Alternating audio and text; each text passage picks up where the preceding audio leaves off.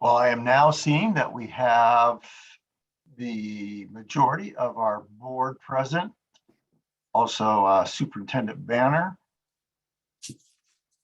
So looking to wait just one more minute to make sure that I get the okay from the district to go ahead and officially call our meeting to order.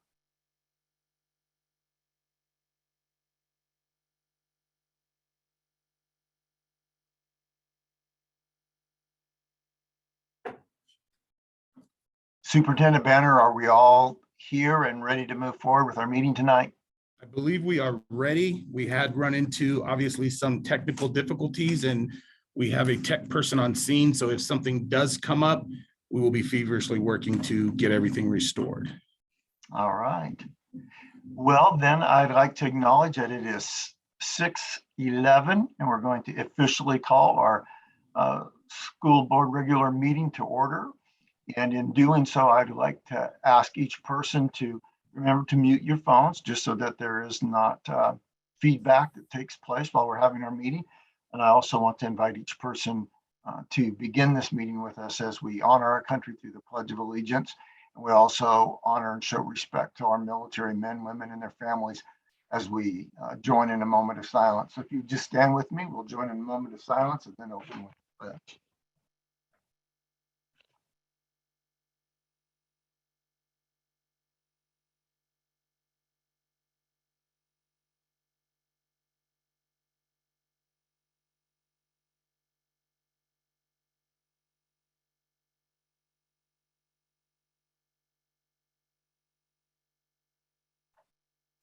Join with me. I pledge allegiance to the flag of the United States of America and to the republic for which it stands, one nation under God, with liberty and justice for all. Thank you. You may be seated.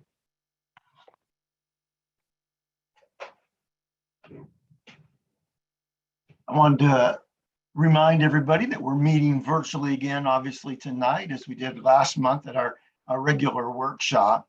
And our goal is to keep people safe during this ongoing pandemic. In our last in-person meeting, we actually had several people violate our mask protocols and even had to call an emergency recess due to uncivil behavior.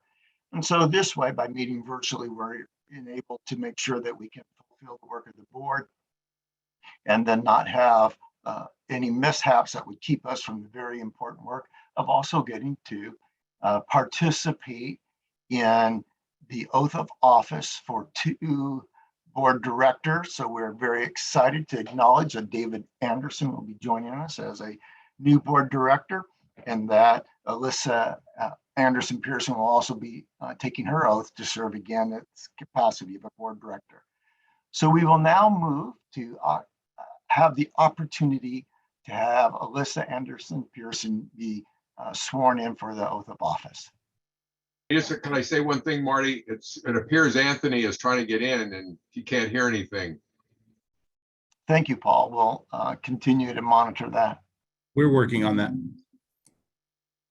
So Alyssa Anderson Pearson, it's our opportunity to participate in seeing you during your oath of office. Thank you and congratulations. Thank you.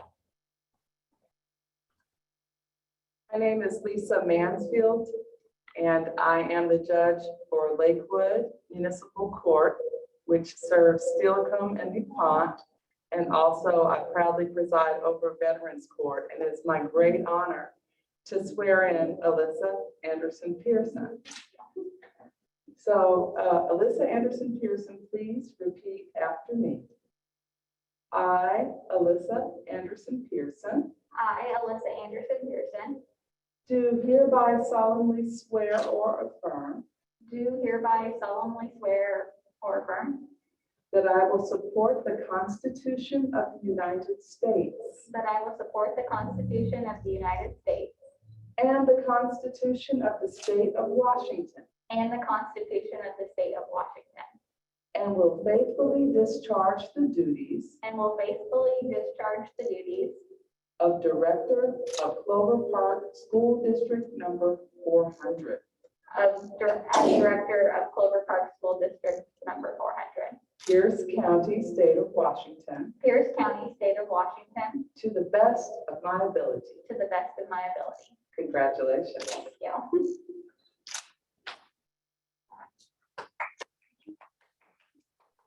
Thank you very much, Judge Mansfield, and Alyssa and your family. It's quite an honor, so thank you. We will now move to the swearing on or swearing in of David Anderson.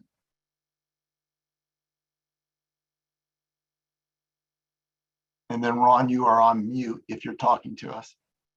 It may take us just a minute to ensure that we get that computer onto the panel. So I will double check that right now.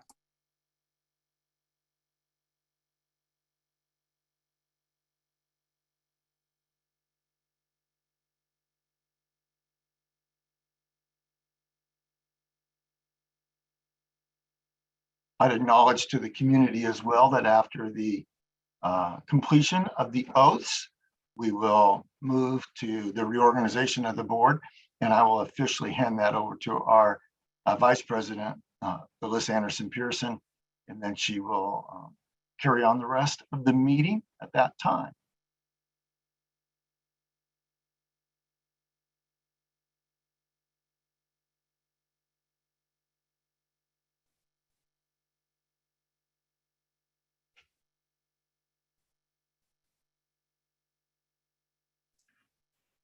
Okay, we have room 6A on. We are going to now get the audio and camera on, and as soon as that happens, we can proceed with that oath of office. Thank you.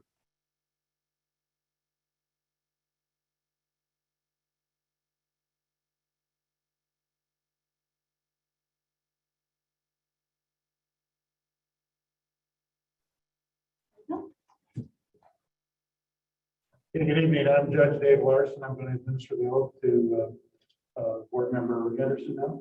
So please raise your right hand. I, David G. Anderson. I, David G. Anderson, Do hereby solemnly swear or affirm do hereby solemnly swear or affirm that I will support the Constitution of the United States that I will support the Constitution of the United States and the Constitution of the State of Washington, and the Constitution of the State of Washington, and will faithfully discharge and will faithfully discharge the duties of Director the duties of Director of Clover Park School District number 400, of Clover Park School District number 400, Pierce County, Pierce County, State of Washington, State of Washington, to the best of my ability. to the best of my ability. Congratulations. Thank you. I'll have you sign it.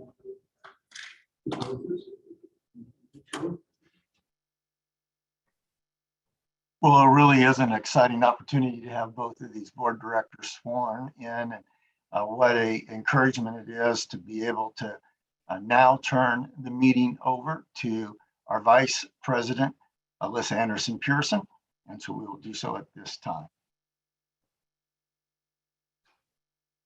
Thank you, Marty. And before you leave, I just want to say thank you for the past 16 years of serving on this board. It's been an honor to serve with you. I've learned a lot from you over the past 4 years, and I just want to thank you for everything that you have done for our community and our school district.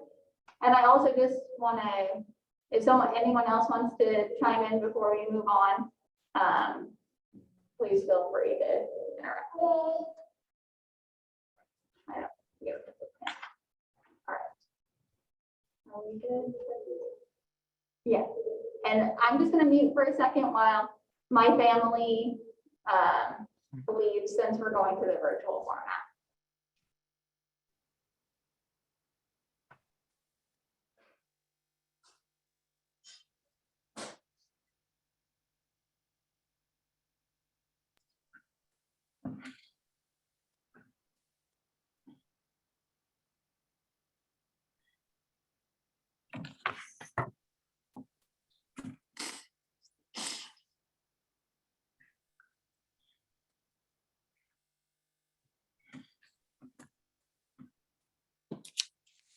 Okay, sorry about that. Getting the 2-year-old out of here. Alrighty, so I guess we will go on to, Hold on, Alyssa, yes. I'm gonna- I appreciate you, hold on for a second, I do have to turn this off. I do appreciate you as giving all of us a chance to opportunity. Whenever a board member has left, I think it's really important that we do thank them for their service. I want to say from the bottom of my heart, Marty, thank you very much. I don't know if I've ever served with another board member, and I've served with a lot, who is probably the most globally thinking for children without an agenda, without being agenda driven, except to answer the question, how are the children doing?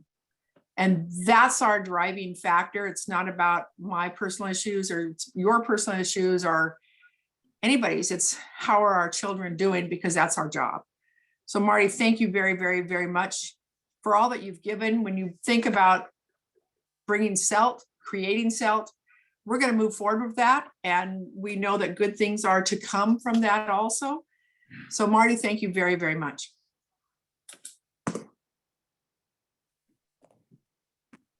All right, well, it has been my pleasure to be able to get to serve our community and be an advocate for public education. And it's been a real blessing for me to get to work with y'all too. So thank you. And without any further ado, I'm willing to sign off. So thank you, folks. Thank you, Marty. Thank you. Okay, so hopefully everyone can hear me okay. We are now going to move to the reorganization of the board. So if there are any nominations, please say those now. And then if there's a second, please second that as well. Carol? For the position of president of the Clover Park School Board, I would like to nominate Alyssa Pearson.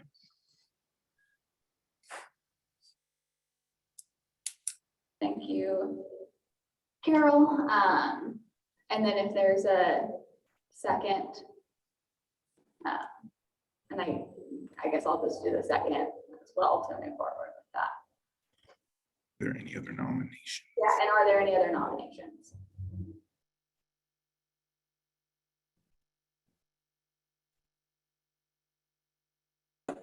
Okay, we're gonna do a roll call for this one. So, Carmen, are you able to unmute and do the roll call for us? Yes, I will. Thank you. Let's start with Paul Wagman, Director Wagman, Nay. Director Anderson, No. Director Velez. You're muted. Yes. Director Jacobs, Yes. and then Director Anderson Pearson. Yes. Okay, so that is 3 yes and 2 no's. So the motion carries. Okay, next we will move to the nomination of Vice President. All right, David. I nominate Paul Wagman as Vice President, Clover Park School Board. Okay, so we'll do a second for that and then ask if there's any other nominations. So is there a second for Director Anderson? Sorry, Director Wagman, I apologize.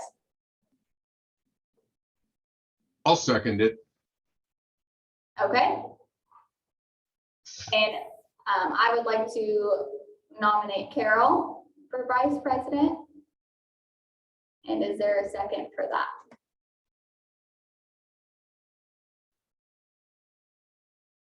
I'll second that. Okay, so now we'll do a roll call for the 2 nominations. So please, in this case, state who your vote is for, since we have 2 nominations on the table. And Carmen, can you please do that? Okay, the first was for Paul Wagman as Vice President. So let me start with Director Wagman, For Director Wagman, yay. Director Anderson, Yes. Director Velez. You're muted, I'm sorry. No, excuse me. Director Jacobs, No. Director Anderson Pearson. And then on the second motion for Carol Jacobs as Vice President, let me start with Director Wagman, No. Director Anderson, No. Director Veliz, Yes. Director Jacobs, Yes. Director Anderson Pearson. Yes. Okay, so the motion for Carol as Vice President passes 3 yes, 2 no. Okay, and next we'll do the legislative rep. Okay, Carol?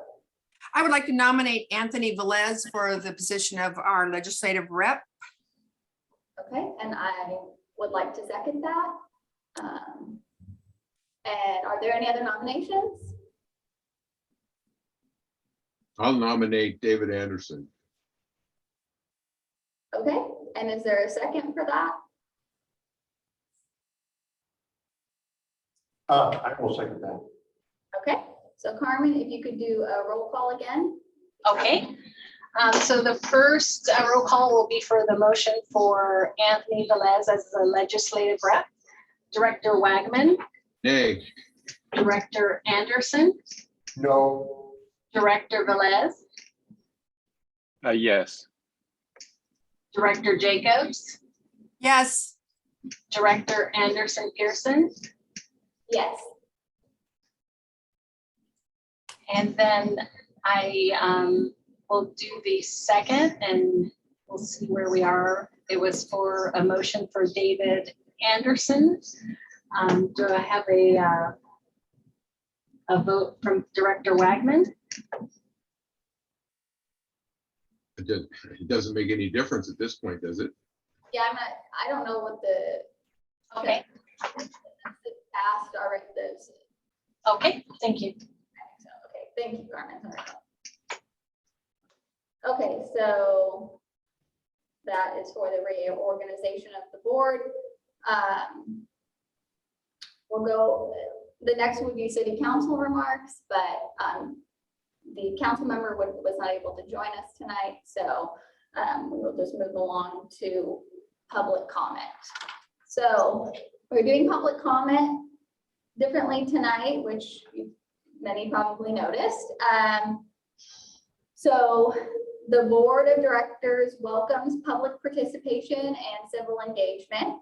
We will hear public comment this evening for a maximum of 60 minutes. Please do not make remarks of a negative nature, singling out specific employees other than the board and its secretary.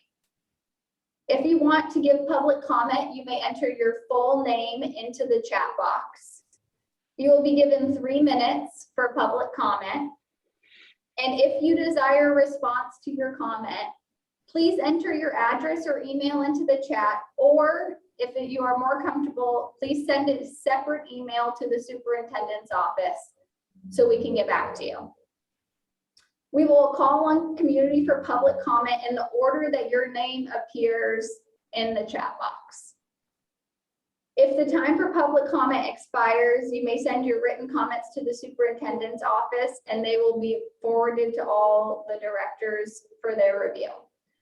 And please, just as a reminder, this is the first time that we are doing the virtual public comment like this. So there may be a technical issue or two, but we are going to try our best to get through everyone. Carmen is going to be the one that calls them in order. So one person is in charge of that. So we will get started.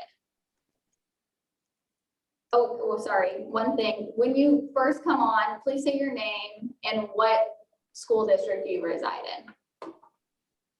All right, Carmen, I'm turning it over to you. Thank you. Thank you. So when I first signed on earlier today, I saw a couple folks had signed in, and I don't see their name on the chat list anymore, so I don't know if they removed their name. I believe one of the names I saw was Steve Valentinetti.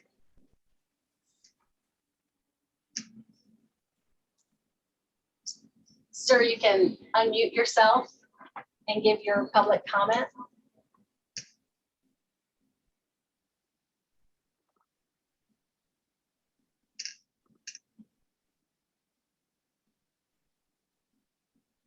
I think. Can you hear me now? Yes. Okay. Okay, this is Steve Valentinetti. I am a Lockburn and Clover Park graduate from many years ago, and currently a school bus driver for Clover Park. And I think the district, everyone in the district knows we're struggling with the busing in the district.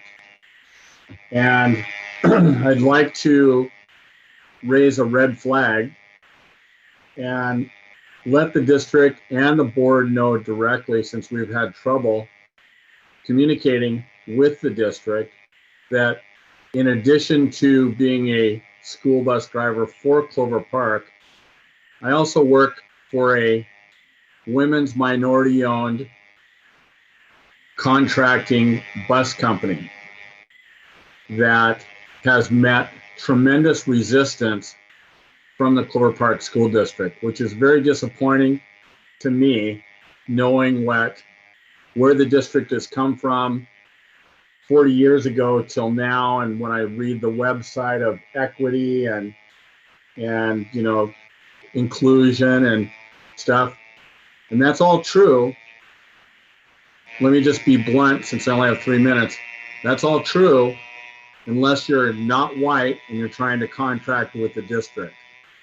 We're very disappointed that for over a year, this minority-owned company has been trying to provide drivers and buses to Clover Park School District and met nothing but moving goalposts and different restrictions that other charter bus companies are not met with. We'd like to meet with Mr. Banner, but I know he's very busy and this isn't really his thing, although he's the head of the district. We set up a meeting with Mr. Ring. It is his thing, but now he's taken a week off work and we're moving into the next year. If you're not directly familiar with the busing at Clover Park, which I'm sure nobody is here, including the school board, there's people quitting and retiring in droves. And that's not across America. That's not just Washington State. It's here at Clover Park. And it's a problem that's going to get worse before it gets better. And here at Clover Park, and before, I think I'm probably almost 3 minutes now, I'm also going to take Mimi Chen's 3 minutes, so you don't have to interrupt me. Here at Clover Park, you know, I went to school here. I love Clover Park School District. I'm not against the district or dislike the district. I went to Clover Park High School. I played sports, and I was a professional. What? Okay, I'm taking Mimi Chen's 3 minutes also. We do need her to come on and yield those 3 minutes to you. So Carmen, if you could stop the clock and allow Ms. Chen to come on and verbalize that she has yielded those minutes to Mr. Dell. Thank you. I am looking and I see Mrs. Chen is no longer signed in. Mimi Chen, could you raise your hand? She's here on the same computer.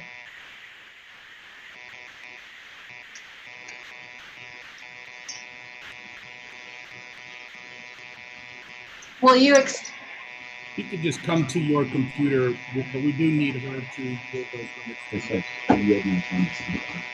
Hello, this is Mimi Chen, and I'm going to give 3 minutes talking to Steve Okay, Thank we you. good? Yes. Thank you. So at Clover, my time's gonna start at 3 minutes or 2:45. So at Clover Park School, thank you. At Clover Park School District, unlike other school districts in the state, we have the office staff driving, the director driving every day, the mechanics driving every day, and resisting outside contractual work from this particular company. Not from First Student, which is huge and been here forever and has one of the worst records in the United States, but for this company that has no accidents and is WUTC certified, minority certified in the state, meeting tremendous walls and differential treatment. I think that it's going to take the school board or Mr. Banner personally to knock those walls down and get this straightened out. We've been communicating with the district for over a year, and through the COVID-19 year that we took off, we communicated for over a year with the district in preparation for this year. We had six full-time drivers and school buses ready to go September 1st, and continue to meet resistance. You have dispatchers quitting. You have people having mental breakdowns from overwork. And when you have mechanics driving a school bus, they're great people, and Clover Park has great maintenance, but they're doing two jobs. And so when they're driving a school bus, they can't be working on a school bus. When you have a director of the district driving a school bus, he can't direct the district. When you have the supervisory staff and the dispatchers driving school buses, they can't do their job, their real job. And why is that? I'm confused. And quite honestly, I think from after looking at the email trail that this company has received, I think it's just blatant discrimination because it's a minority-owned company. And we're very disappointed with that. And if it's something else, we'd love to hear it, because this company is qualified to work for Microsoft. It's qualified to work for the cruise ship industry, but it's not qualified to work for Clover Park School District. And the reason it came to Clover Park School District was on my recommendation, because I went to school here. And like I said, I graduated from Clover Park. I went on to be a professional athlete. So I'm thankful to the schooling and the coaching that I got from this district, and wanted this company to give back. You know, you can either go all over the Western Washington, or you can give back to one district and make great work. And that's what I tried to get this company to do. And I'm very disappointed at the I'm sorry, that's 3 minutes. Your time is up.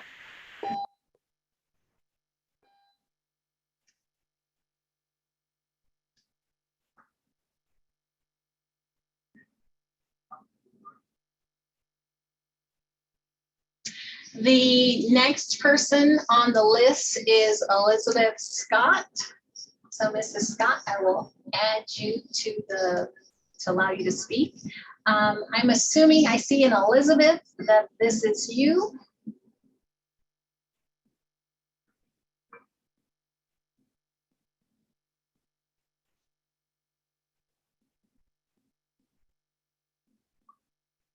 We see you on Alyssa, Liz, sorry, but you're on mute.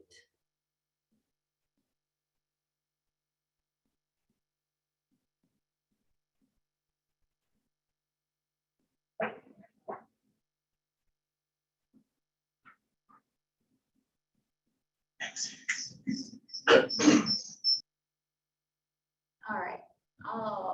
Since we know technical issues, let's give it another minute. Oh, I think she's no longer here from what I see.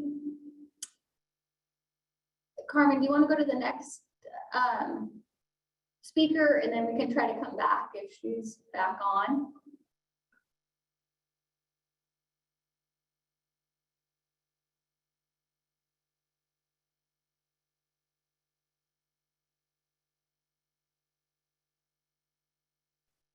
Okay.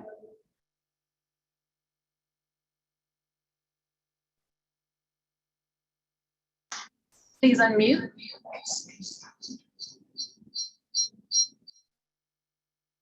Oh, and Carmen, really quick, before it looks like Brittany's going to speak. I think we got the wrong Elizabeth, but I'm not sure. Maybe there's two Elizabeths that wanted to speak, or maybe we got the wrong. Elizabeth Scott is listed under Liz Scott, not Elizabeth.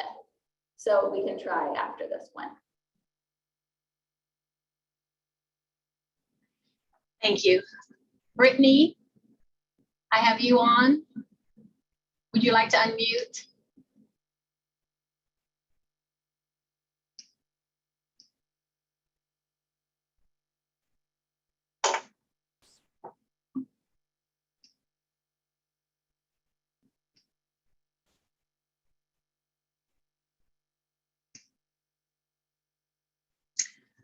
Okay. Let me go then to Liz Scott.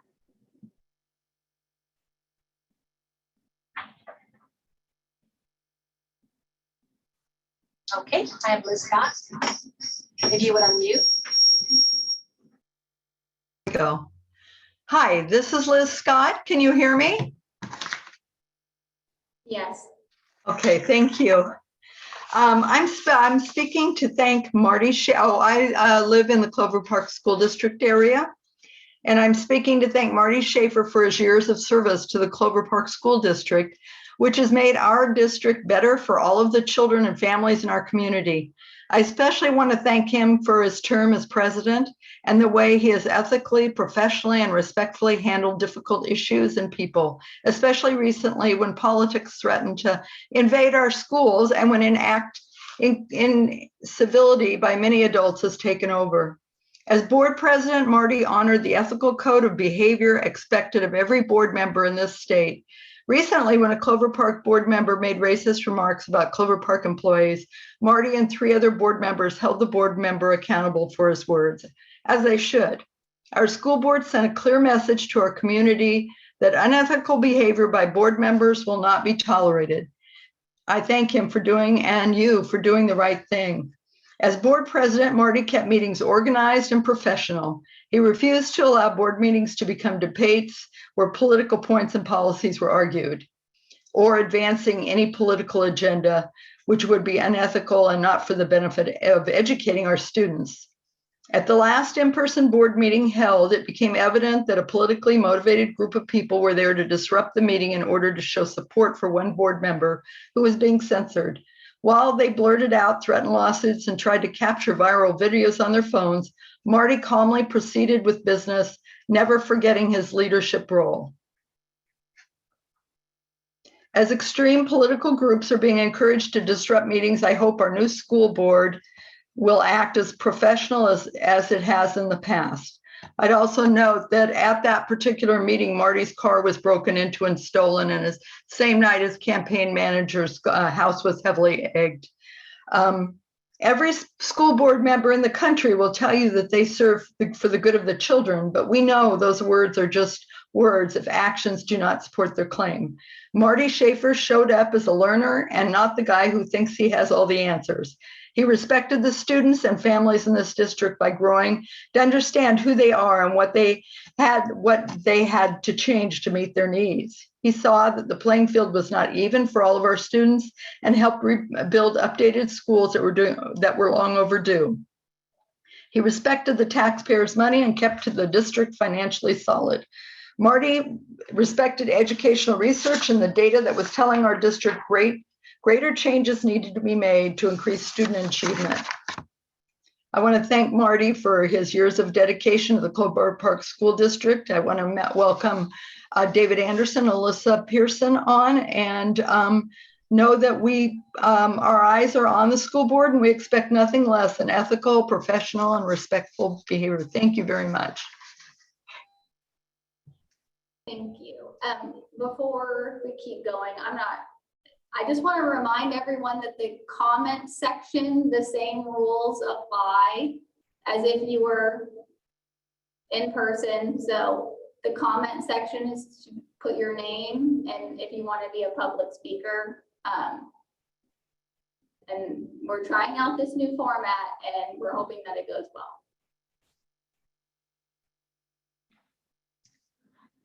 I see that we had a Brittany, but we also had Mrs. Gutierrez, and that is the person we wanted to hear talk. So I'm going to allow her to talk now.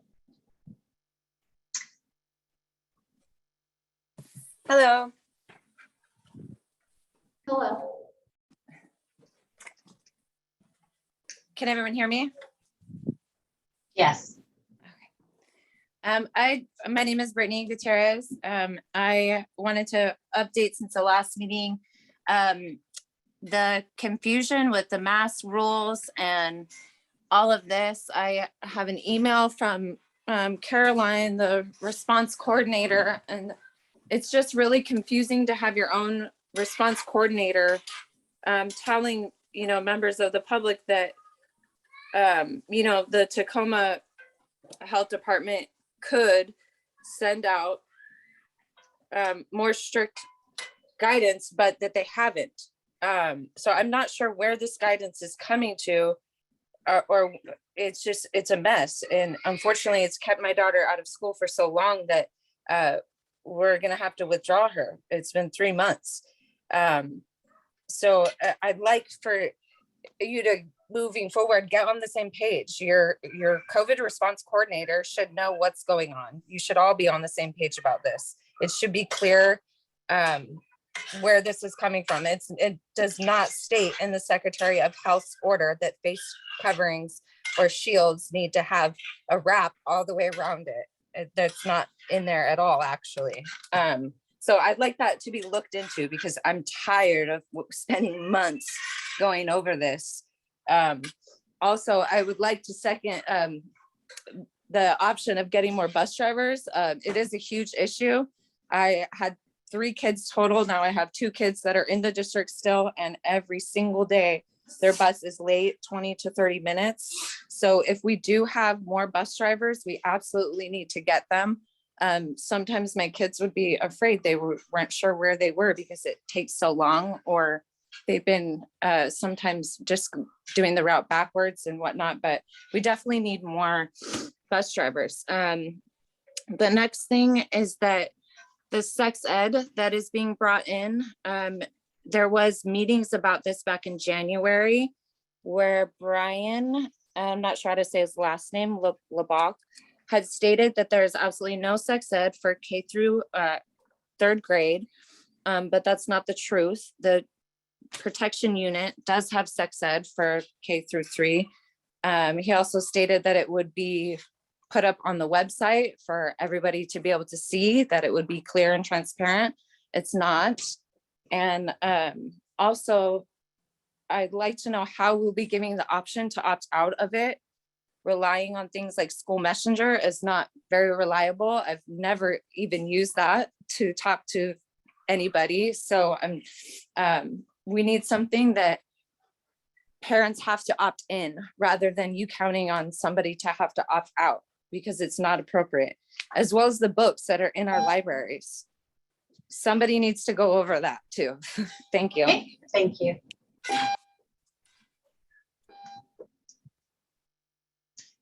The next person on the list is Cheryl Arkell.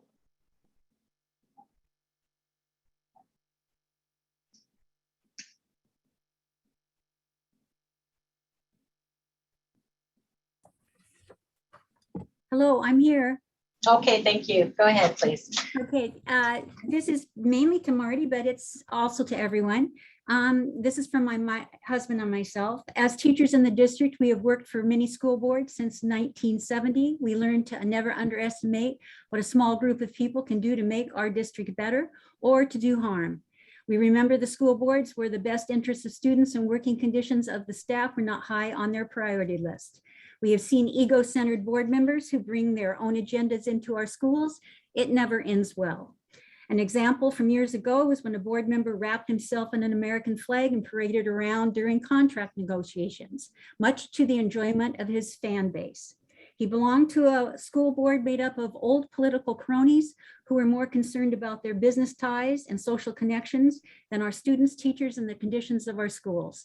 This board stopped running levies in order to gain favor with citizens while also saving their Lakewood business friends money.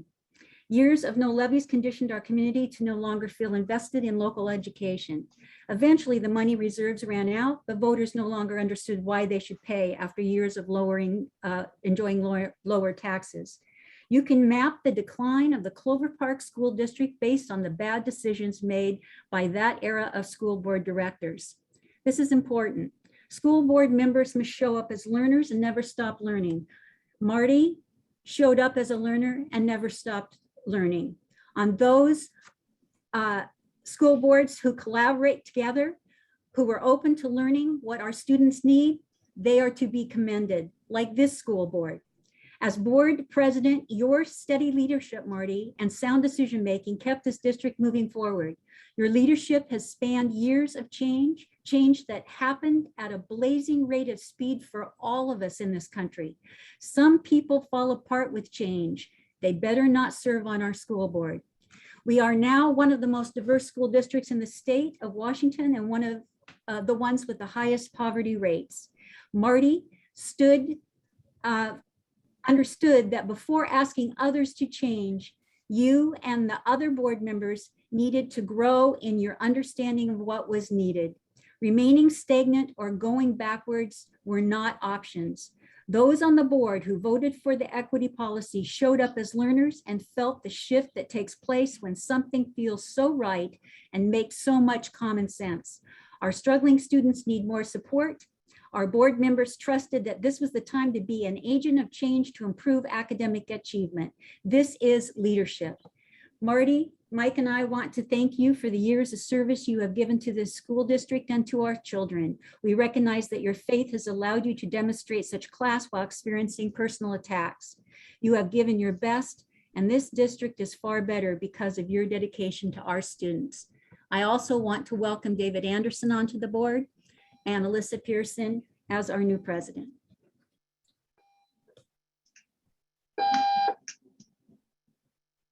Thank you. Okay, the next person I have on the list is Mr. John Arvini. One moment and I will give you access. Okay, sir, you can unmute yourself. Okay, can you hear me? Yes. Okay, great. Sorry, hold on. Okay, sorry, go ahead. Yes, I am a resident of Lakewood and have been since 1985. The issue I want to bring before you is, in fact, the virtual meeting that we're having tonight.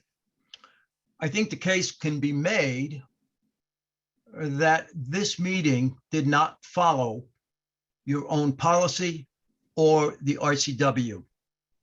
That policy 1430, paragraph 4, allows the board president to interrupt or terminate an individual statement when it is too lengthy, personally directed, abusive, or irrelevant. It would seem that that's also appropriate if they fail to, in fact, use their mask as directed. However, paragraph 5 specifically states the board as a whole shall have the final decision in determining the appropriateness of all such rulings by the presiding officer. That means a decision made in a public meeting with a vote by the board. That never occurred. Additionally, in RCW 42.30.050, interruptions procedure, there is a methodology using the power of the board, if necessary, to eject the person who's being abusive or not following directions. However, the RCW says nothing in this section shall prohibit the governing body from establishing a procedure for readmitting an individual or individuals not responsible for disturbing the orderly conduct of the meeting. You have failed to do that. The excuse given by President Schaefer was that of safety and civility. If he did that without a vote of the board, he violated not only the RCW and policy, there's also a question of whether there's an Open Meetings Act violation if he coordinated his response with any of you outside of a public meeting. When you come right down to it, you don't punish an entire audience for the alleged disruptive behavior of a few. That is letting the exception rule instead of ruling by exception. Thank you.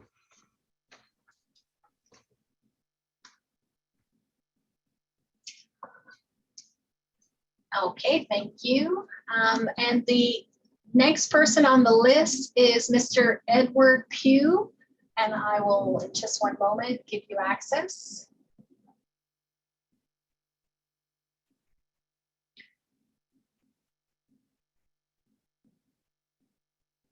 Oh, there you are. You're under Nick. One moment. I'm sorry, Mr. Pugh, I don't see you. Could you raise your hand? I'm not seeing Mr. Pugh. He may have signed out. Okay, Carmen, it looks like he's under Nick Pugh. I don't know if you can see a Nick Pugh. No, I do not see a Nick. Okay, well, Nick, Edward, if you are here, just go ahead and raise your hand.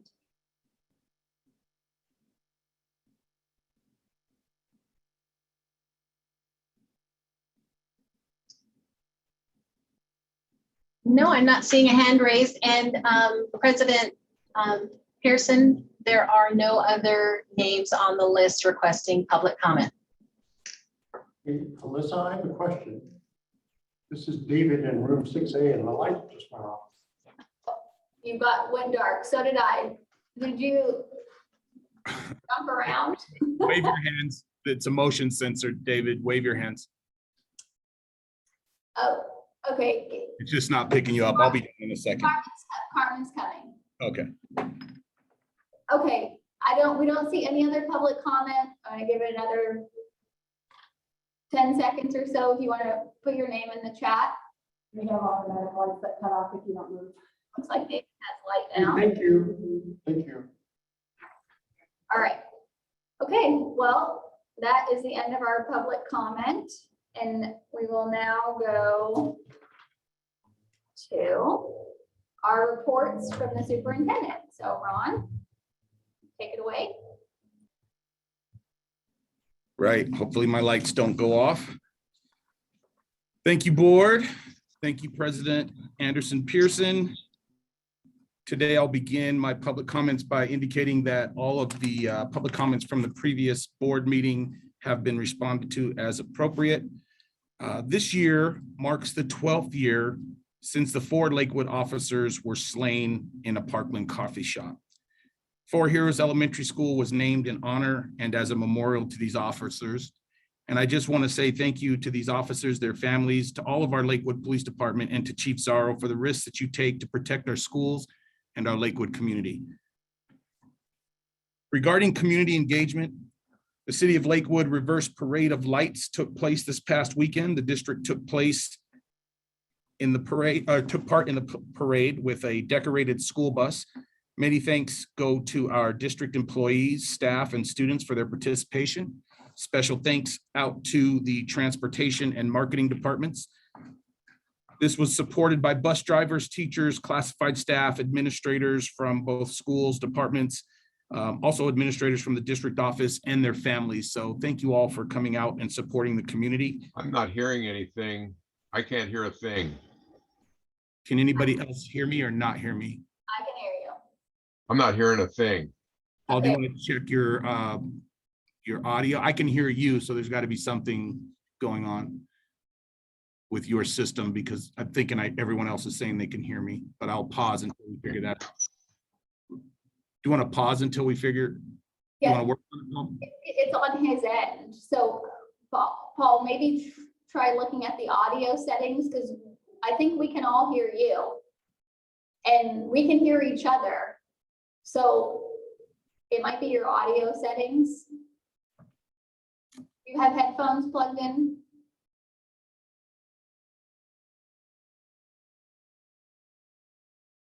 Oh, it looks like he's frozen. I think he's frozen right now.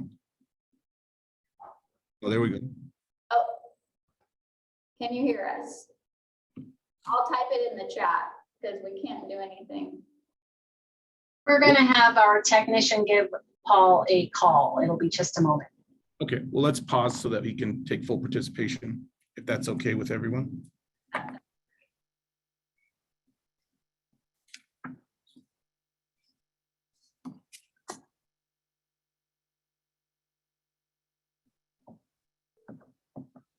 Oh, he's calling. Yeah, I don't know what's happening. I don't hear a thing. Yeah, we can all hear you, Paul, through the system. So we're thinking it's on your end, and we're going to have our technician give you a call to see if he can walk you through, because we can all hear you, but you can't hear us. I mean, I've been working. Well, that's all right. Yeah, I don't know what to tell you. If you mute your thing, everybody right now can hear you. Okay. But try to maybe mute and unmute and see if that. Ron, you can tell him to maybe exit the meeting and come back in. I'm unmuted. Can you hear us at all, Paul? I just on a cell phone. Just through the cell phone? Yeah, Ron, tell him to try I'm to. going to get off the phone with you and let our IT tech get on the phone with you. Maybe he can walk you through something. Okay.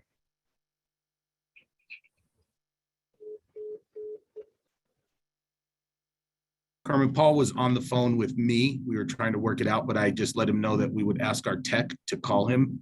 And I think it's important for us to pause so that he can have full participation. Yes, the tech is calling him. He should be dialing his number in just a moment.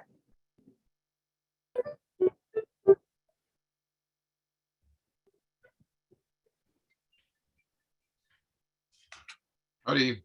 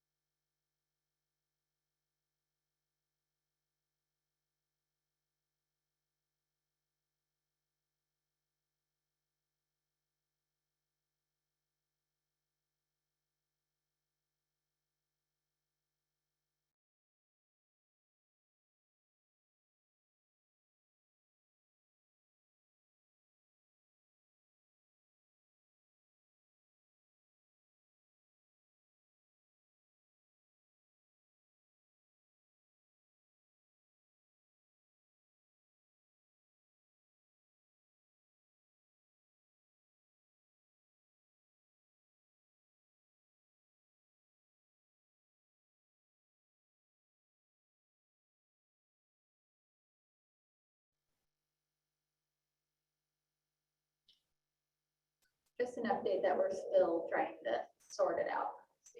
So thank you for being patient.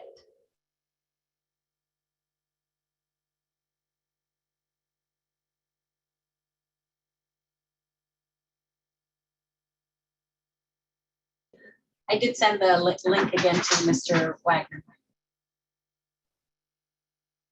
Thank you. Oh, there he is. Oh. Hey, Paul, can you hear us? Oh, you're on mute now, but I can hear you now. hey, and we can hear you, so perfect. All right, I'll wait for, hopefully Carol's close by. Carol.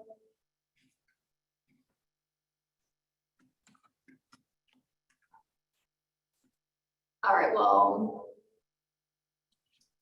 Ron, do you want to continue on? I'm not sure where she probably can hear you. Sure.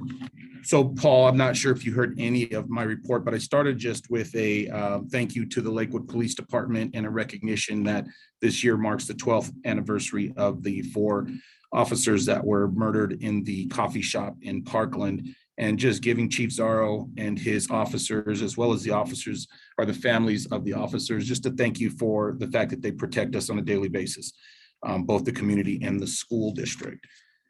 Then I moved into the city of Lakewood's reverse parade of lights. We had a bus that was part of that display and gave a thank you to the district employees and staff and students who participated.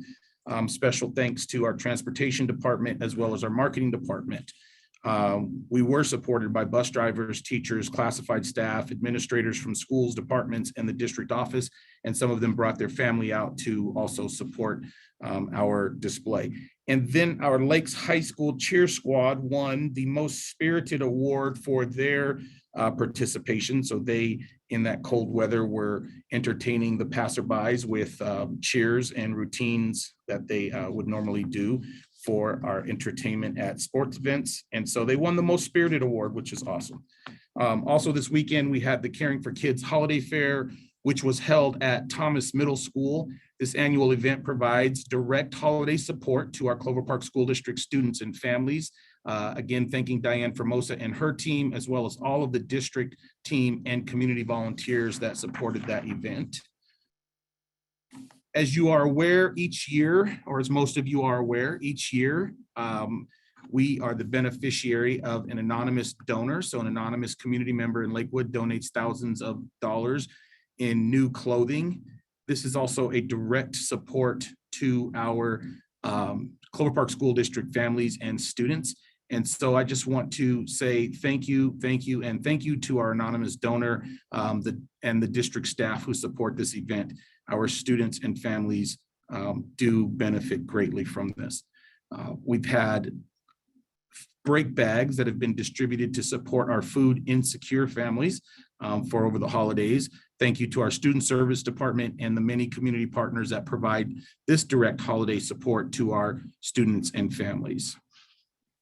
Regarding student achievement and family engagement, our elementary, this past month had, in November, had our student parent teacher conferences. We had elementary family participation at a rate of 95% and secondary family participation at a rate of 89%. That concludes my report, and I would like to now ask for Brian Labaugh to be brought into the panel so that he can bring you up to date on our work, the district's work with the Bezos Academy regarding the potential to increase the pre-K or early learning opportunities in the district. Brian, I will turn it over to you. All right. Go.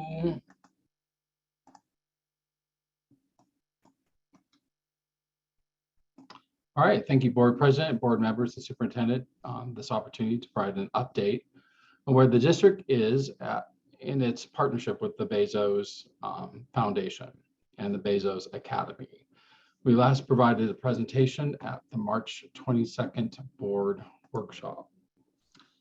So a little background, just mentioned the board workshop here. And then, of course, tonight's board meeting. And then there have been weekly board briefs about our partnership or establishing this partnership with the Bezos Foundation. July 23rd, October 29th, and November 5th.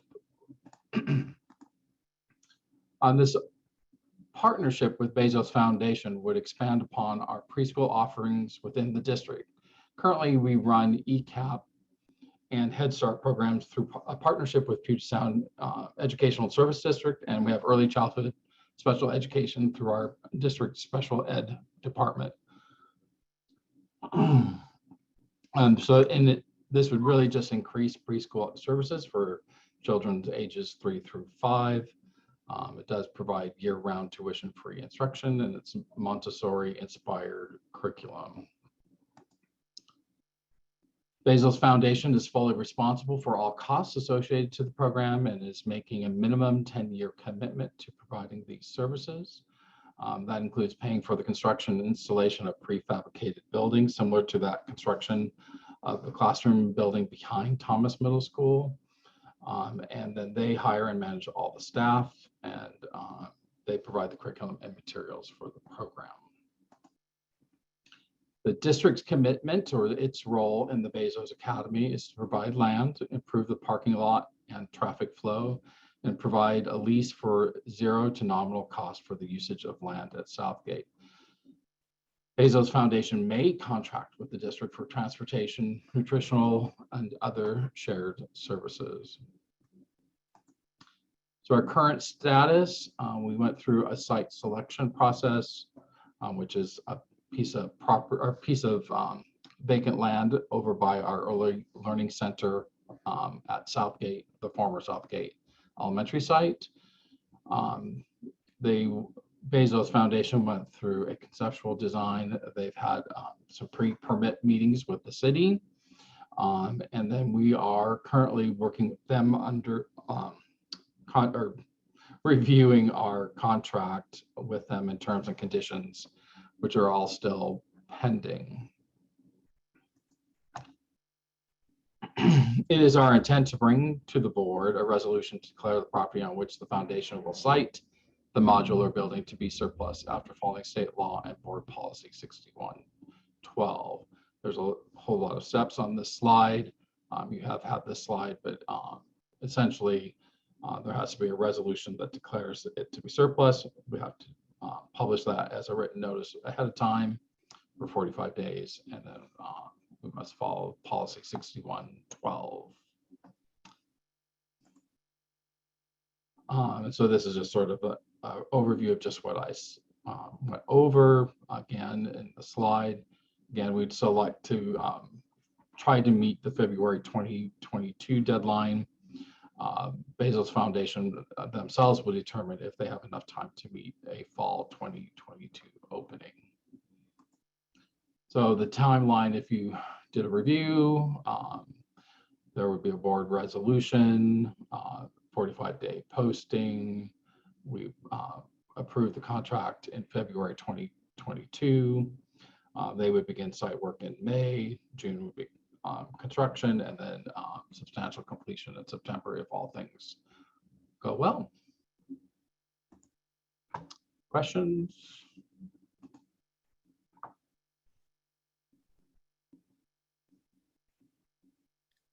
I think I see Director Wagaman, and I also think I see Director Jacobs. Director Wagaman. The reason we kind of moved out of Southgate was because of the train, was it not? I don't think that was the original intent of moving out of Southgate. It was mostly due to the age of the building and not inability to build another school there, big school there. That was when we combined Southgate and Oakwood. So it didn't have anything to do with the train? You sure? I don't remember. We'd have to go look at that. I thought that was one of the reasons. And so, okay, so the land, is it truly surplus? Well, where they would cite their early learning center, we would say is surplus, not all of that property. Right now, we can't build a K-12 school on that site. We can only have a preschool or something beyond high school. Why is that? Is that because of the other construction things we did with the state or what? Yes, back when we built for Heroes, we changed the use of that property, said we wouldn't use that building for K-12 instruction. So we can, Pre-K. We can use it for pre-K. For pre-K. we can use it for pre-K. That's it. Yeah, or you could have, it'd have to be adult education, perhaps, not, it wouldn't be K-12 instruction. So no K-12 in there, but pre-K and possibly adult is what we could use that property for. All right, we declared that square footage. We took it off our rolls in order to use state construction money for 4 Heroes. Okay, all right, thank you. Director Jacobs.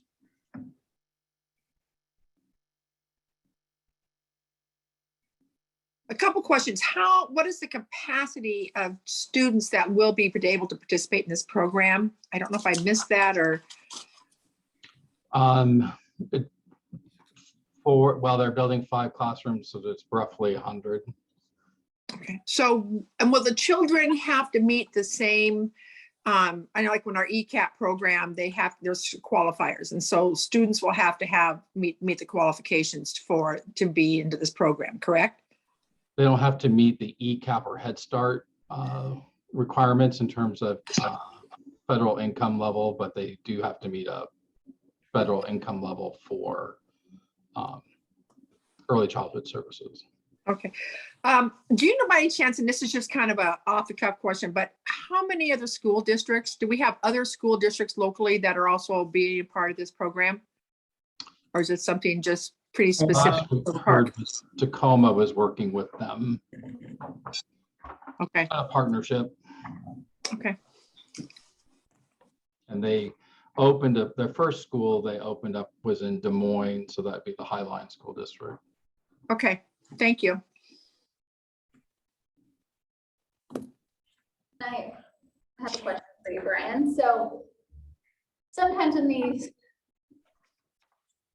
my only concern would be how much control do they, like, do we have any flexibility? Do we have control, or do they get every say? Because sometimes when people have the buku bucks, they're giving it to us. It's all 100% their way. I just want to know if there's any flexibility, do we get to give input? You know, I'm just worried sometimes the motivation behind. So They would be fully operating their own program in this building they're building and paying for, right? okay, so it's just, we're just partnering with them, but it's all them. But Right, it wouldn't be anything under our early learning program. It's also year round and all day. Wow. all right, well, I mean, the more children we can educate, the better, or we can help educate in this case. And reason why they kind of go Montessori based is Jeff Bezos' mother worked in a preschool that was Montessori based, and that's how Jeff Bezos attended preschool when he was a child. Yeah, I've heard great things. I personally haven't experienced it, but I've heard great things. Right. Are there any other questions? Oh, I have one, excuse me. Go ahead. Is this program, must a student be in the parameters of the Clover Park School District to be participants? So is this just available to our kids? Yeah, they're looking to enroll students from Clover Park School District. Okay, okay. Because I can't imagine any parent not wanting their child to be involved in a Montessori year-round, all-day program. But, you know, I think I'm glad to hear that we're taking care of our kids. Right. That's it for me. Hey, thank you, Deputy Superintendent Laba. Why do I not have? Turn the agenda back over to you, President Anderson Pearson. All right, thank you for those. All right, next we will go to the consent agenda. Do we have a motion? Oh, Carol? And a second? A second by Anthony? I have a question. And, all right, so since this is the consent agenda, we went over this in agenda review. So we can just go ahead and take the vote on this one. Oh, sorry, David. So I'm having a hard time picking up your voice with the echo in your room, and probably you're experiencing the same in mine. So I'm not sure exactly where we are, but I have a recommendation, a request that we pull one of the items off the consent agenda. Is this a good place to make that recommendation? We don't normally comment on the consent agenda because otherwise it would be an individual action item. If you want to pull something off for an individual action item, you can make a motion and it can get seconded, but the consent agenda is not an individual action item. Once again, I'm hard pressed to pick up your voice, Alyssa, so maybe Superintendent Banner can clarify. Is this when I request something to be removed from the consent agenda? So what President Anderson Pearson indicated was that we don't discuss the consent agenda, but if you wanted to make a motion, it can be seconded and go through that process and be voted to be moved to the individual action. Is that what I heard you say, President?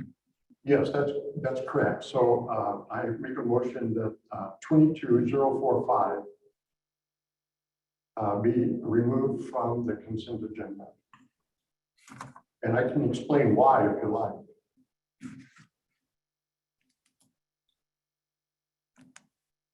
There is already one motion on the table, and I think that motion has to either be withdrawn before we can entertain another motion, I believe. That's not true. He can make a motion, amended motion. And Even all while there's an active motion on the floor. Yes. If I might clarify, earlier I spoke about not being able to hear where Alyssa was in this process. And I thought I was attempting to preempt what appears to be a motion to pass the consent agenda when actually I have my screen lit up in my hand, waiting to interject my withdrawal request, and it was not recognized. So I'm not sure that her motion supersedes mine. I apologize. I did not see your hand. But if you want to, you can make a motion. That's fine. We can vote on it if there's a second. So if your motion is to remove, I'm going to move into a different room so I can hear you better. But if you want to make a motion, it will be open to be seconded. You made a motion. Is there a second to? I'll second his motion. Okay, so that can go to a vote. I guess we can do a roll call here if you want to. We need to do roll call. What? Sorry. It's not doing it again, John. Okay, sorry. Obviously, we're having some issues here, but okay. So if you Use her. Oh, maybe that was it. Okay, sorry about that. Okay, so there's a second. So I'll go through. I'll just call each person. And you can say if you want to remove it or not, since we're having some technical issues. So Director Wegman. I vote yes. Okay. Director Anderson. Would you Would you clarify again what it is we're voting on? Maybe Director Wagman or Ron Banner? I'm just not picking up the echo from Alyssa's room. Okay, you know what, Carmen said I can move. I'm going to move really quick so that we don't continue on this path. So I'm going to be right back.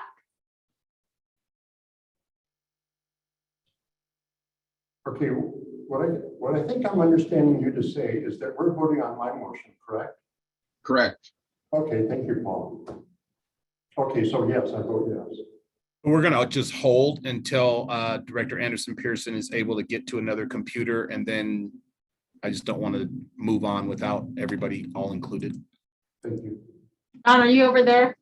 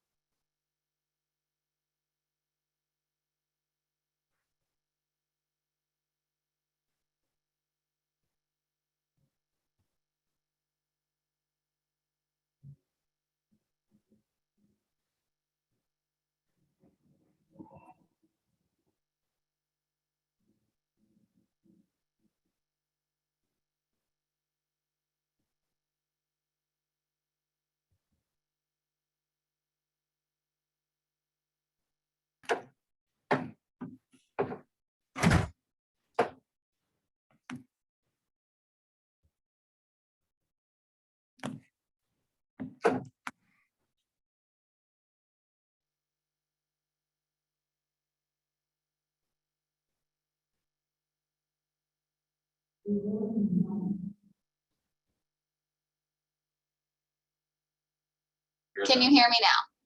Yes, that's very good. Thank you. Okay, great.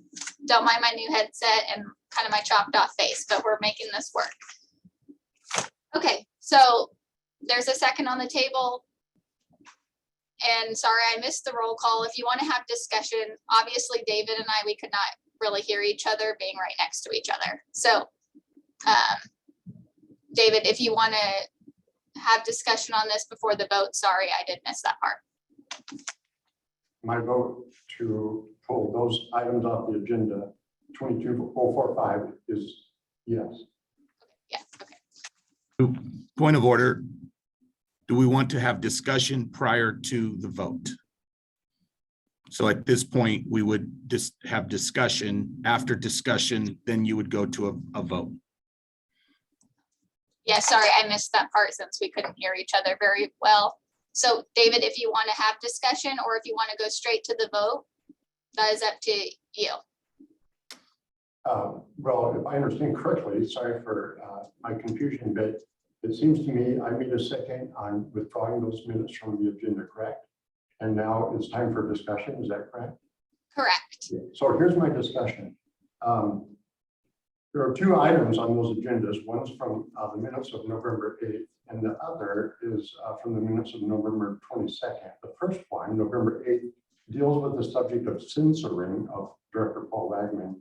And the minutes, I believe, in fact, I know, are not accurate in that there's only one comment of one of the school board directors, and that was a late addition because of my agenda review on Thursday that it was added, and that is Paul Wagman asked for a public hearing. That was amended to the minutes of November 8th. However, every single board member had a great deal to say, and I object to those comments not being included to make the minutes accurate. Okay, thank you. Hey, I just an FYI, we're losing the lights in this room again. Yeah, sorry, mine also did that. So just after a while of no motion, it does that. So, okay, thank you for those comments. My, I guess, response to that would be that it's not a transcript. The minutes are not a transcript. We do follow the laws regarding of what's required in the meetings. We actually include more than that. But I definitely appreciate your comments. And is there anyone else that would like to make a comment?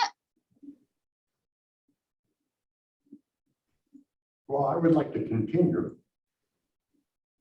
Unless there's someone else who would like to go first. Go ahead. Okay, so the minutes, according to school district policy 1440, regarding minutes, quote, when issues are discussed that may require a detailed record, the board may direct the secretary to record the discussion. Audio or video recordings will be maintained on file, end quote. That's Clover Park School District Policy 1440. And that indicates that during discussions of some moment, which this of course was, the censoring of the school board director, that what should have taken place, according to 1440, was the direction of the secretary to record those minutes. Just FYI going forward, that it seems to me of matters of great consequence, which this was, should have been directed to someone to dutifully record what took place. And having failed that, I did make a recording, and I do have a transcript that could be made available so that we know the specifics, while not comprehensive. Certainly, school board directors should make known their viewpoint on matters so that the public does not read simply whereas statements, but rather why and how individual school board directors voted as they did.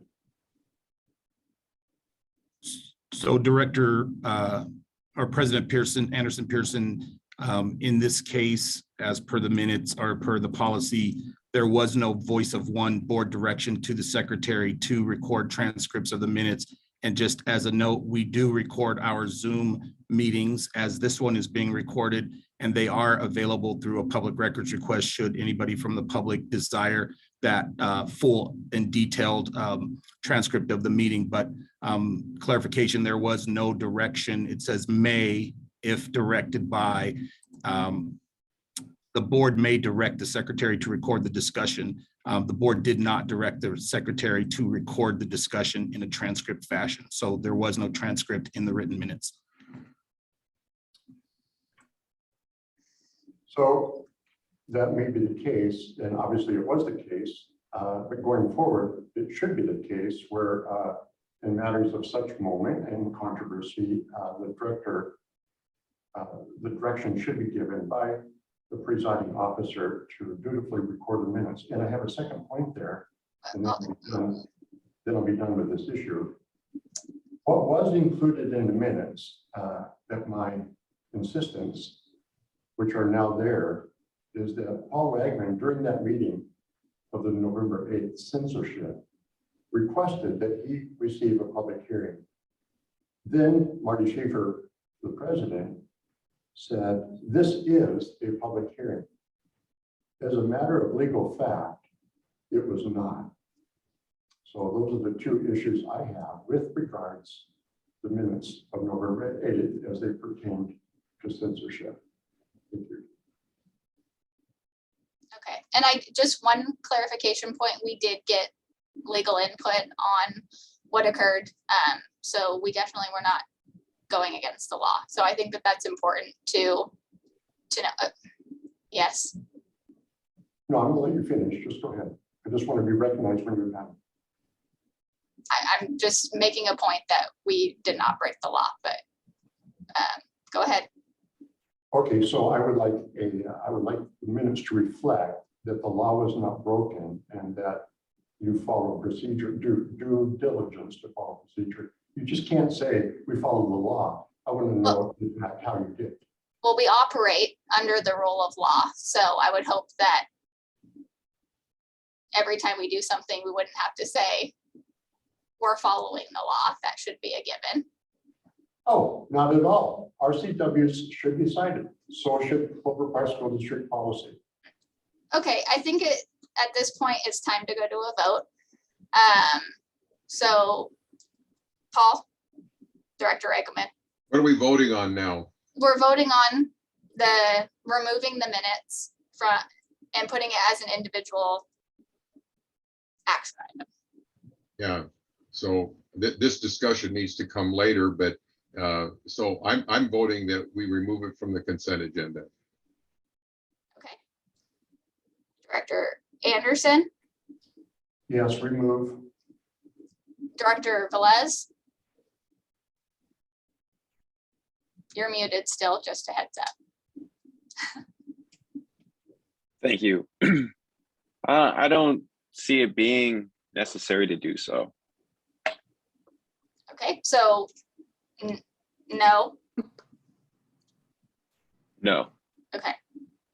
Director Jacobs, I'm voting to not remove the minutes from the consent agenda. okay, and I am also voting not to remove the minutes from the consent agenda. So is there a motion to move forward with the consent agenda? But a motion was already made, but do we have to remake that? I think so, because Okay. Director Anderson Right. was curious why his was not called on first. So, Okay, so I make a motion that we accept the consent agenda as is. okay, is there a second? Seconded by Director Velez. And I'll do a roll call for this one as well.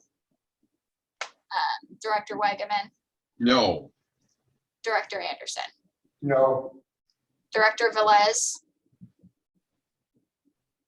Okay, you're still muted, but a hand up would be fine too. Yes, to proceed. Okay, and Director Jacobs, Yes. okay, and it's a yes from me as well. So that the consent agenda, sorry, when I moved, my papers got all messed up. The consent agenda passes. All right, we will now go to the individual action items. We'll start with 22-051, the bid award for. Wait. Oh, did I miss one? Yeah. I have the first thing under agenda action items is 22-056. Yes. That's what I said, I thought. I thought you said 051. I'll repeat it just in case I did. There you go. 22-056 for the bid award for Telecom window replacement project. Is there a motion?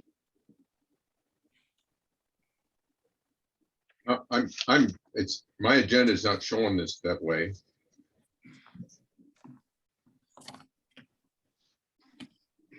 Is everyone else's agenda showing that way? Okay, there was an updated agenda that was sent out on Friday. Yeah, I got a hard copy and my first item is 22051, out of state travel. That's not part of the consent agenda. Well, but we're not doing a consent agenda. Consent agenda, is that part of the consent agenda? That's part of the consent agenda. Really? Yeah, the start of the individual it's not- action items is 22-056. Yeah.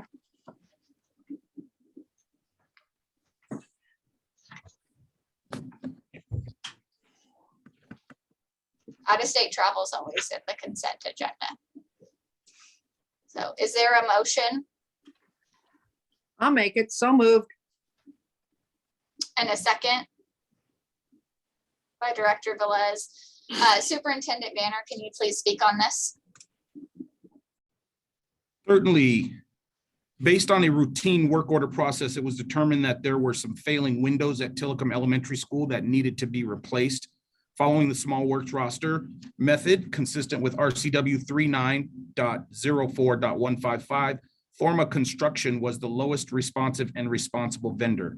Funding for this project will come out of the Capital Projects Fund, and I do recommend approval for this action. Okay, for this one to try to speed things up a little on the voting. I'm going to do what past President Schaefer did. All those in favor, raise your hand. Okay, except Anthony, I cannot see you. Okay, all those in favor, raise your hand. Okay. All right, looks like it passed. You not, everyone agreed to that. Alyssa, Yes. I'm going to recommend, and maybe I'm out of order, but that after the superintendent makes his reasoning for the thing, that we at least have a moment to discuss it. Sorry. Yep. You know what? Newbie here. You know what? I'm going to give you all the grace you need, but it's like we do need to have. But this is a window replacement. And Carol, next time, barge in, would you? oh, I was trying to unmute faster, but you were whipping right along. So anyway. Oh my gosh, I'm sorry. Should we redo that? That was a newbie error. I would suggest that we either do it all again or at least go back. It was unanimous, but my suggestion is to make sure that there's an opportunity for discussion. And so. Yep, sorry about that. It was, you know, everyone agreed to it, but please let there be discussion. If anyone has a comment, please feel free to speak now.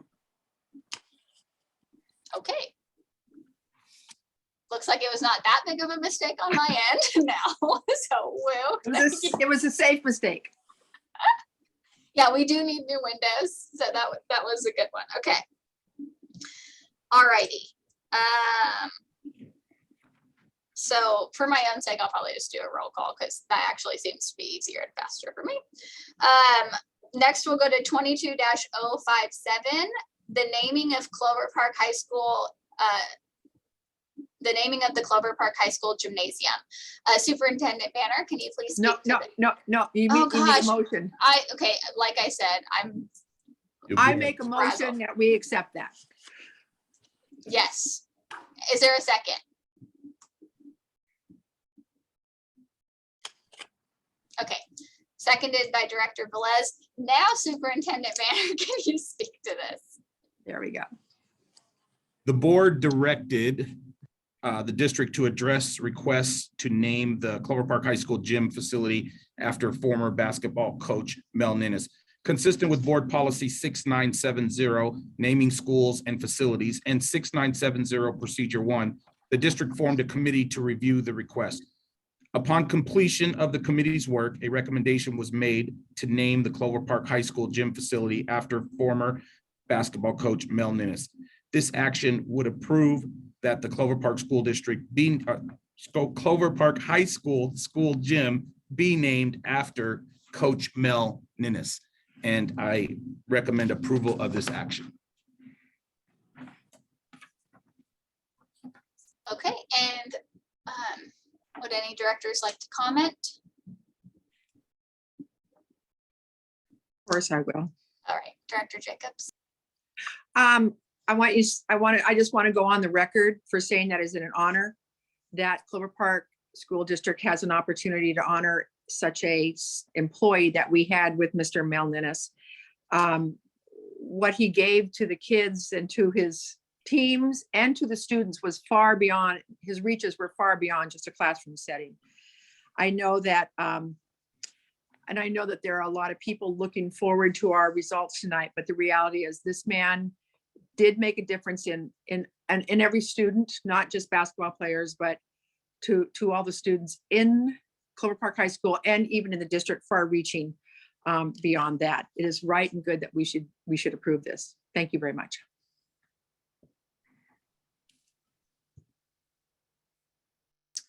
Are there any other comments? I would say I'm just viewing it, even the online presence, the amount of comments that it seemed we received on the naming of the gym. It was just great to see all the community input on this, and we appreciate the committee who worked on this. It was great to see all the input. So, are there any other comments, or should we move to a vote?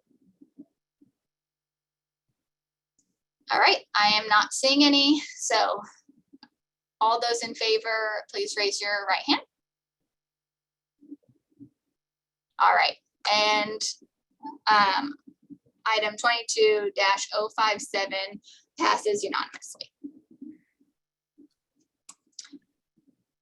All right, and next we will go to 22-058, authorization to purchase computers.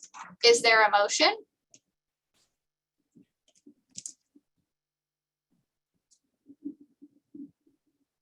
Okay, Director Velez, is there a second? Okay, all right, Director Jacobs, Superintendent Banner, could you please speak on this? Yes, if approved, this resolution authorizes the district to purchase staff desktop computers for the staff at Evergreen Elementary, Hutloff Middle School, Lockburn Middle School, Oak Brook Elementary, Lakeview Elementary, and Tyee Park Elementary. This purchase is part of the district's normal 5-year replacement cycle at these school sites. Funding for this purchase is from the ITS department levy funding at a cost of $310,000. I do recommend approval for this action. Thank you. And is there any further discussion?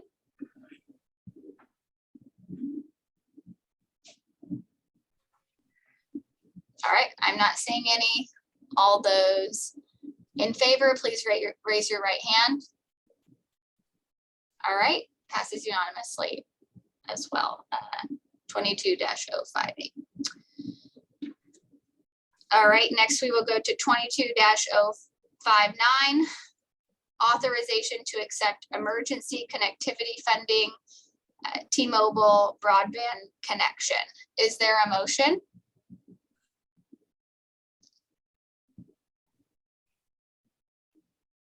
All right, okay, Director Velez, and then seconded by Director Jacobs. Superintendent Banner, could you please speak to this? Yes, the district has been awarded $351,360 from the Federal American Rescue Plan Act's emergency connectivity funding for the purchase of hotspot devices and service. Per policy 6100, the board must authorize the acceptance of grants to the district. This resolution authorizes acceptance of these funds, and I do recommend approval of this action. Okay, thank you. Is there any further discussion?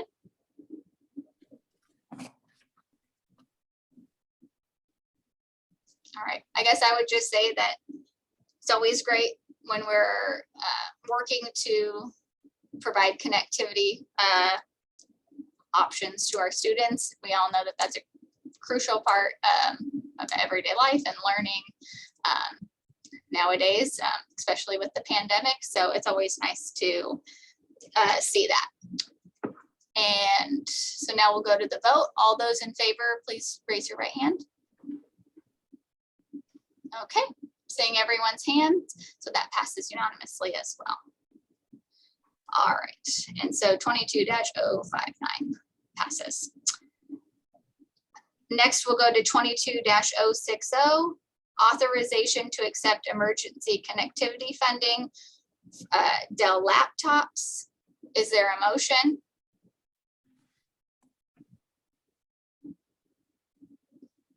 All right, Director Jacobs, seconded by Director Velez. Superintendent Banner, can you please speak to this? Yes, again, the district has been awarded $1,936,000 from the Federal American Rescue Plan Act's Emergency Connectivity Fund for the purchase of student laptop computers. Again, per policy 6100, the board must authorize acceptance of grants to the district. This resolution authorizes acceptance of these funds, and I do recommend approval of this action. Thank you. Are there any comments or further discussion?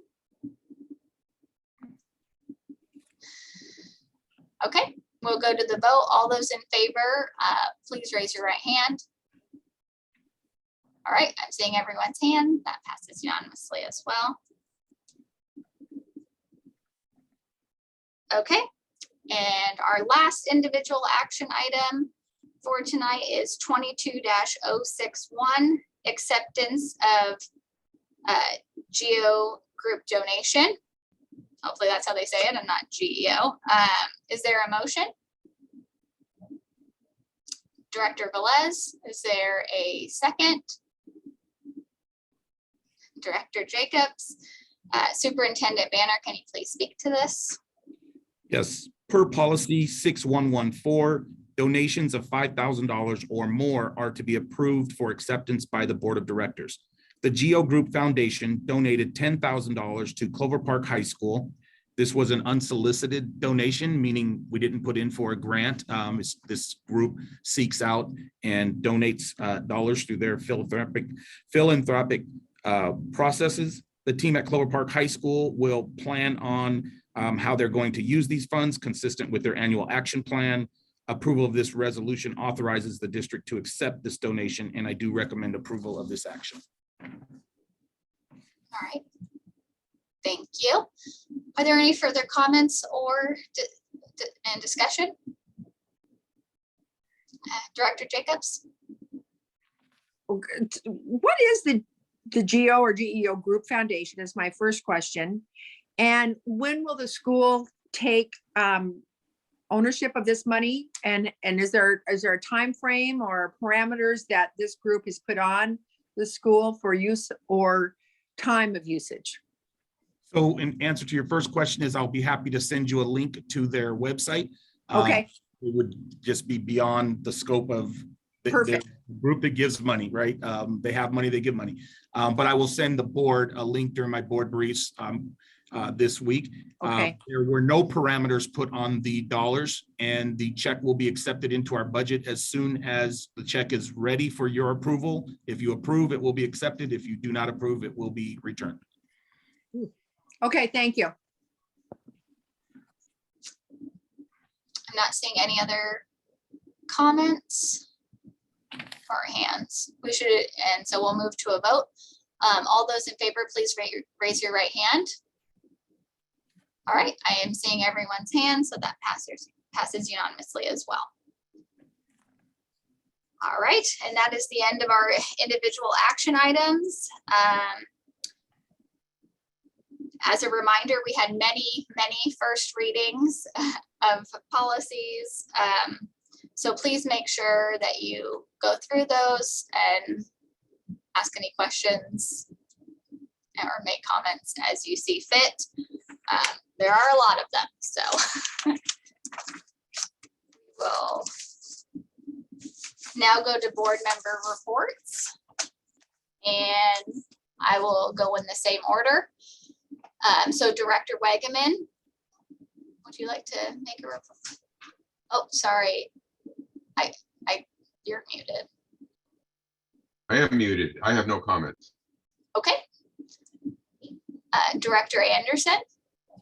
Yes, thank you. I have a report, but first I have a couple of procedure questions, and I don't know, someone can clarify obviously for me. The school naming and the mascot issue, what is our discussion concerning that?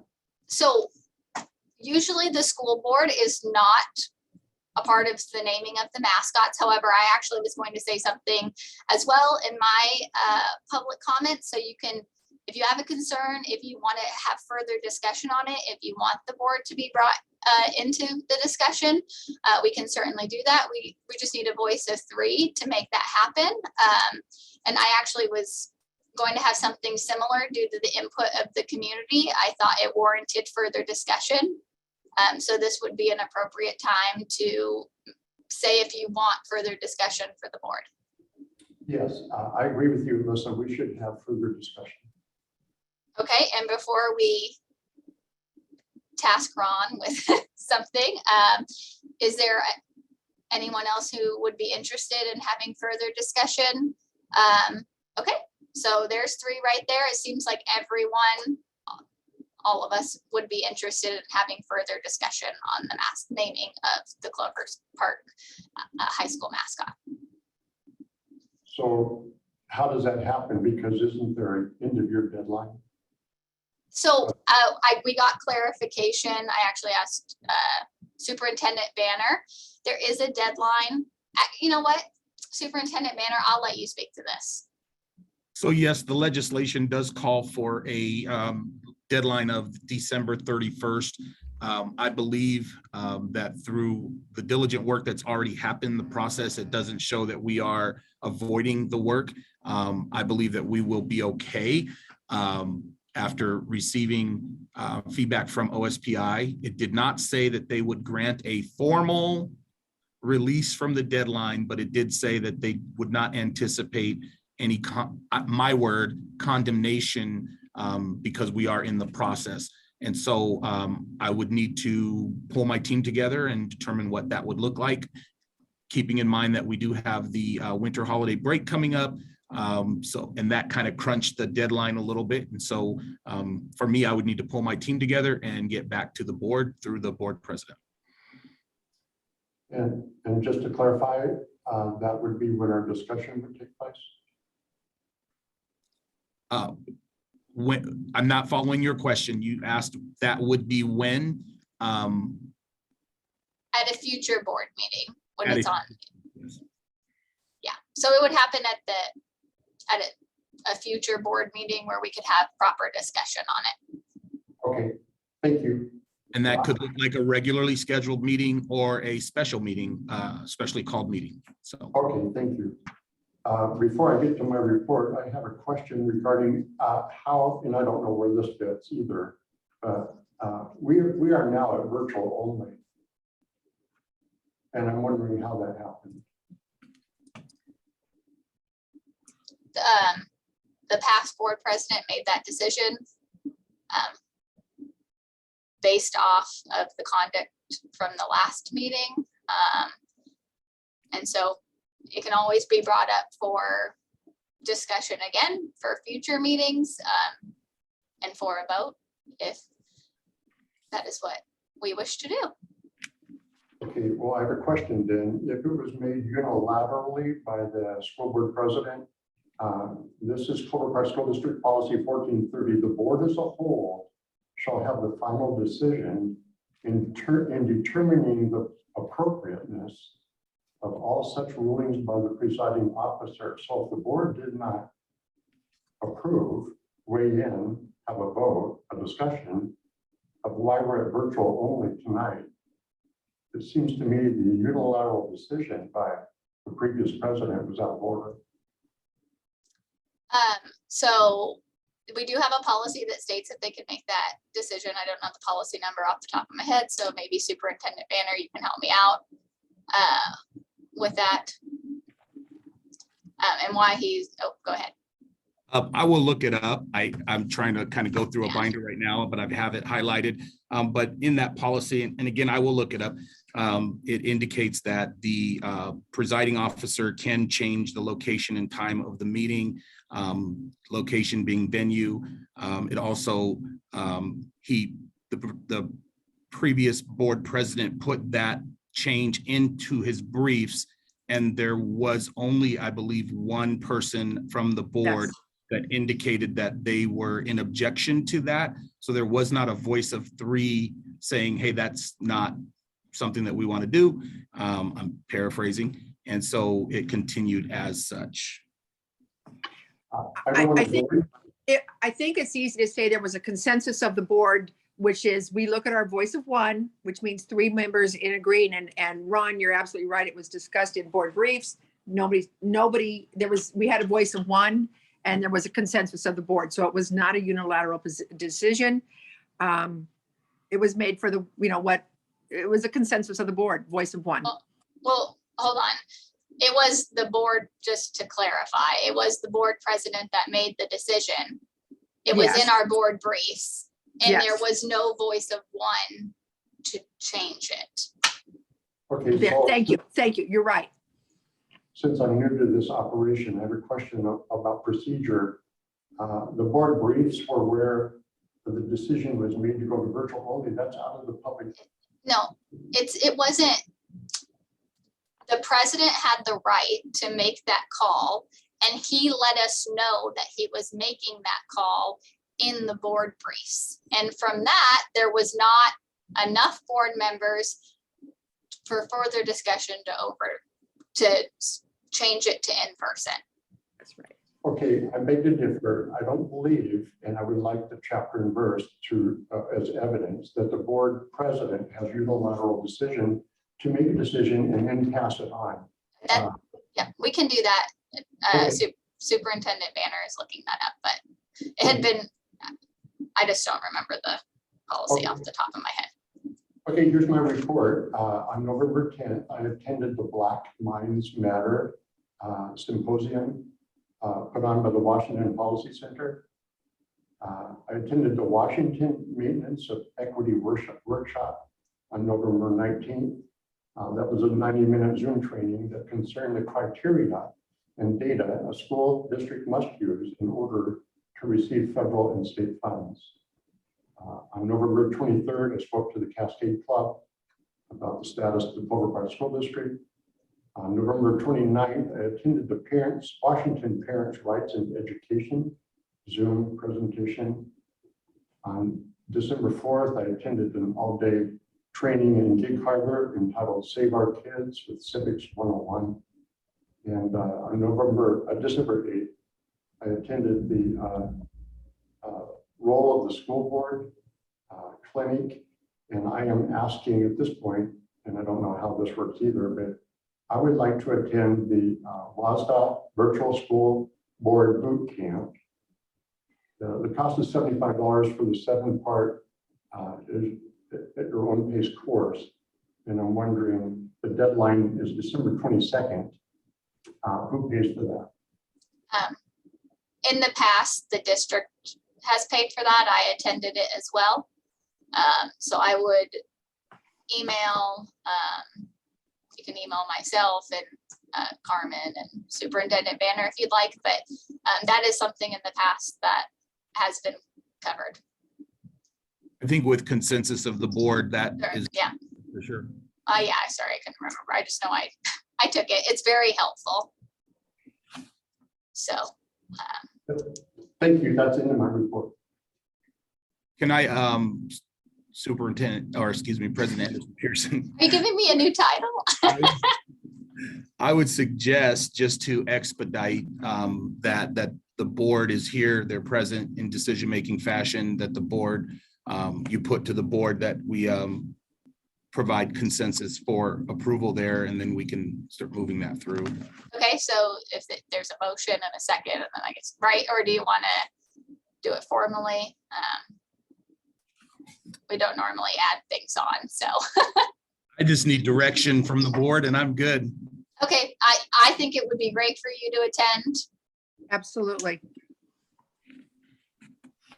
Okay, well, looks like there's your answer. Thank you. All right, and Director Velez, do you have a report tonight? Not much of a report. I just would like to congratulate you for being our new president, and like to welcome aboard David as well. Congratulations. And then of course, farewell to Marty Schaefer. Thank you for all that he has done. And that would be my board report. Thank you.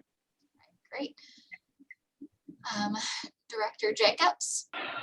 I just have three actually small things. One of them is I had the opportunity to attend and to be a judge at the Clover Park High School Daffodil Princess Selection. And I walked away from that in awe of our Princess Lily from Clover Park High School. I know she will represent us well. This is a young lady who, quite frankly, is driving from Bonnie Lake every day to go to high school at Clover Park High School. And she said she loves the way that everyone there has accepted her. She's grown up in the foster child system, and she is there because she said it's the most accepting place she's ever been. She is hoping, she's also a part of the JROTC Air Force program and hoping to go to the Air Force Academy post high school. So I was impressed, in awe of her commitment toward getting the best education she can, being very independent and making a difference. The other thing is I was really saddened that last week COVID's hitting our winter sports, and I know that one of our basketball games had to be canceled due to COVID protocols from I'm not even sure what team it was, but it just, it saddens me that this is the world that we live in and this is the rules that we have to follow. And I'm really hoping that we can all be back in the gyms and, for wrestling and basketball, and I know there's swimming and for our winter sports, because it really is, it's good for especially our secondary kids who have kind of been through such upheaval in the last year. So I also want to thank Diane Formosa for everything that she does for our kids, including last Saturday's taking care of families for their holiday, the holiday fair. And, when you see something like that, you realize everything that she does and all the donations she receives, it's 100% going to our kids. And, Diane, to you and your Army, thank you for everything you do.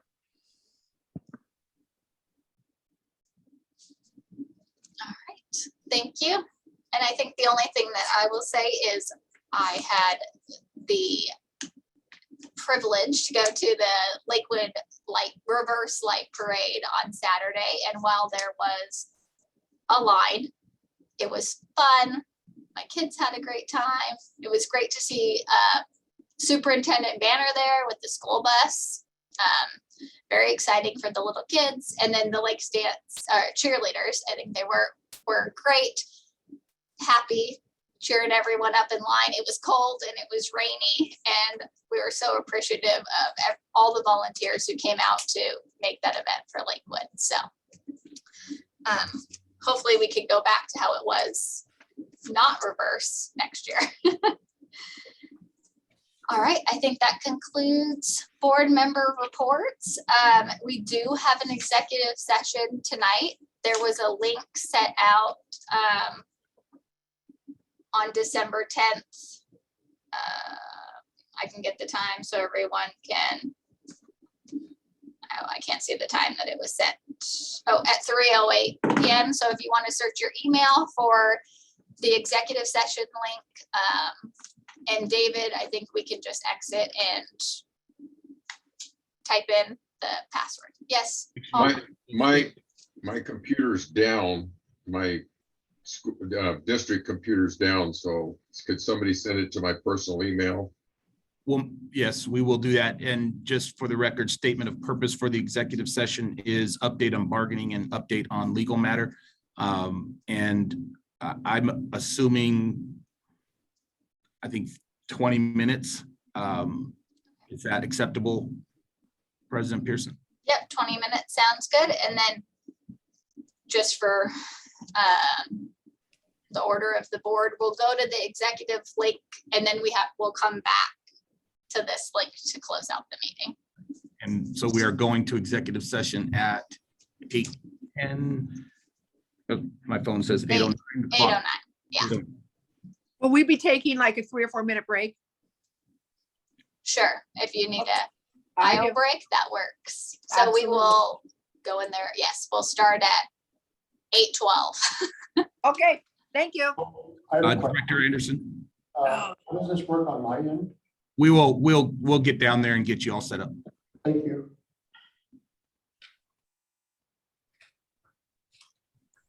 Oh my God, it's gonna be a long week, 2 years.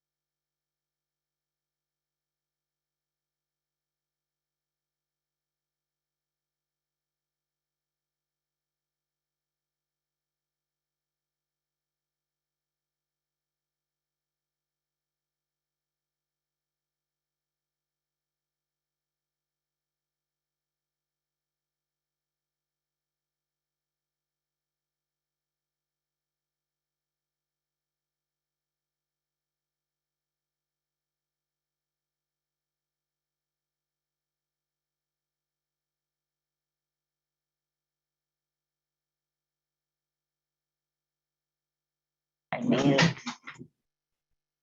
Start video. Okay.